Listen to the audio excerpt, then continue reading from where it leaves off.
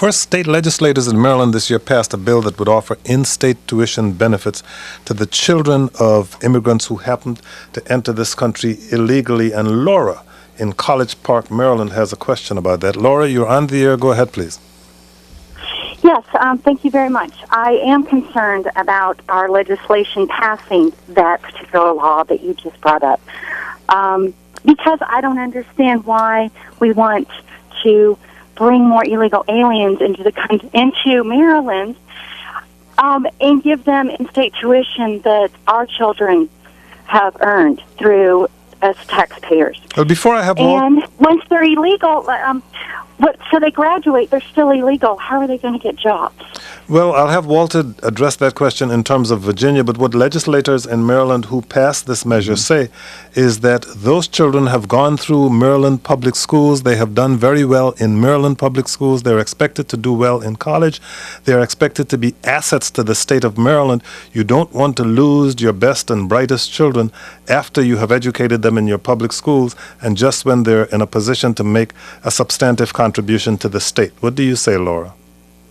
I say they're still illegal. They have to show that they're U.S. citizens to be able to work in this country legally. I don't understand it. I feel like, yeah, sure, let them go to school, but they need to pay out-of-state tuition. They're not Maryland residents, so they do not get. I don't care if they moved here when they were 2 days old.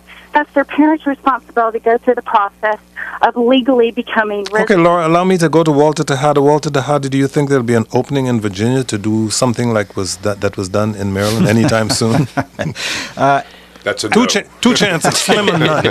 I don't think that there's a chance right now in the political environment under Republican governor, Republican attorney general, Republican lieutenant governor, and the vast majority of Republicans in the House of Delegates. Thank God for the Senate, state Senate in Virginia by a margin of 2 are Democrats. I would say also that remember what we ask our kids to do is to do their homework, to study, to pass the test, to not get in trouble. This is exactly what these kids have done. Many of them find out when they start applying for colleges that they are, in fact, not U.S. citizens. They are consider themselves American, just like anybody else. And if they have done everything that we ask them to do, is not giving them any particular preference. They still have to compete with everyone else to be admitted to a college. They are willing to pay their share of tuition. And so we have the best and the brightest, some who are valedictorians, we are not allowing them to continue their education. It is wrong. This is part of the system we talked about a moment ago where we need to resolve it as part of comprehensive immigration reform.